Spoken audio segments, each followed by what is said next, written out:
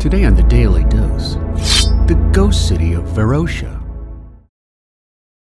Varosha was once the French Riviera of Cypress, a luxurious getaway for celebrities and the very wealthy in the 1960s and early 1970s, which was built at an estimated cost of $150 billion. During its heyday, Varosha was one of the most visited destinations in the world, replete with high-rise condominiums and luxury hotels, while new ones were being built at a feverish pace as the number of tourists steadily increased. High-end shops catered to the likes of Elizabeth Taylor, Richard Burton, Raquel Welch, and Bridgett Bardo, who would spend thousands on luxury goods while staying at the resort. Some wealthy patrons would drop $10,000 or more in these high-end stores on a single weekend.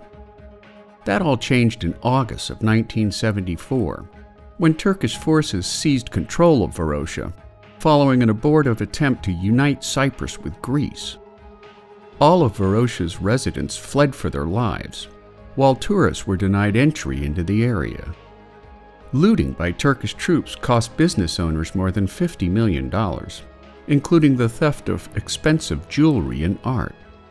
Today, the beach resort of Varosha is completely surrounded by a 10-foot tall chain-link fence with guard towers at every corner, along with hourly helicopter patrols. To get inside, a person must pass 3 military zones in the Cypriot city of Famagusta, which is heavily guarded by soldiers and peacekeepers, including the United Nations Security Zone, which is maintained at a cost of over $57 million a year.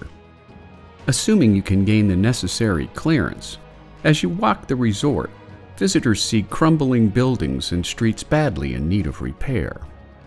Weeds and grass grow up through cracks in the pavement, while trees and shrubs that were once pristinely manicured now grow wild like a jungle.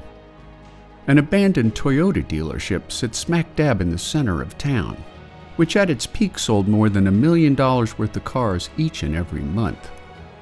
Inside, the rusted bodies of Toyota sports cars litter the dealership, covered in layers of dust and grime.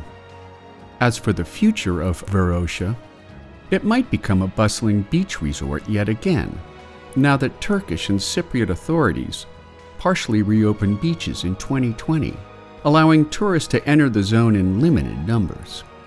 Rumored plans are in the works to rebuild Varosha into a vibrant eco-city resort, breathing new life into one of the most sought-after destinations of yesteryear. And there you have it, the ghost city of Varosha, today on the Daily Dose. Get your nerd on with the Daily Dose. And if you enjoyed today's episode, share the link with a friend or colleague, particularly the dumb ones that don't know jack.